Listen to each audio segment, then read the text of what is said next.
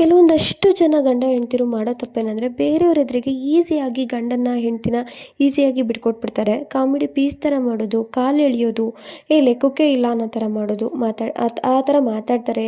ಬೇರೆಯವ್ರ ಎದುರಿಗೆ ಆ ಥರ ಮಾತಾಡಿದಾಗ ನಾವೇ ನಮ್ಮ ಗಂಡನಿಗೆ ನಾವೇ ನಮ್ಮ ಹೆಂಡ್ತಿಗೆ ಮರ್ಯಾದೆ ಕೊಟ್ಟಿಲ್ಲ ಅಂದಾಗ ಬೇರೆಯವರು ಎಷ್ಟರ ಮಟ್ಟಿಗೆ ತನ್ನ ಗಂಡನ ಅಥವಾ ತನ್ನ ಹೆಂಡ್ತಿನ ನಡೆಸ್ಕೊಡ್ತಾರೆ ಅನ್ನೋದನ್ನ ನೋಡಬೇಕಾಗತ್ತೆ.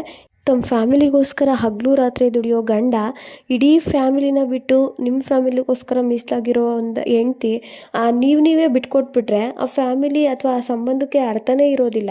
ಈ ಜೀವನದಲ್ಲಿ ಯಾರೂ ಆಗೋದಿಲ್ಲ, ಕೊನೆಗೆ ತಂದೆ ತಾಯಿ ಕೂಡ ಆಗೋದಿಲ್ಲ.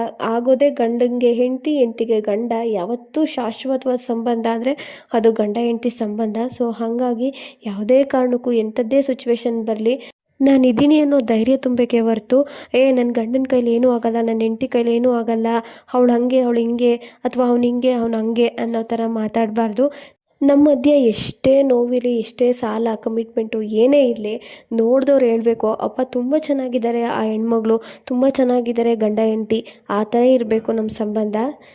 ಸೊ ನನ್ನ ಯೂಟ್ಯೂಬ್ ಚಾನಲ್ ಇದೆ ಹರ್ಷ ಕನ್ನಡ ವ್ಲಾಗ್ಸ್ ಅಂತ, ಒಮ್ಮೆ ಚೆಕ್ ಮಾಡಿ. ಇಷ್ಟ ಆದರೆ ಸಬ್ಸ್ಕ್ರೈಬ್ ಮಾಡ್ಕೊಳ್ಳಿ. Thank you.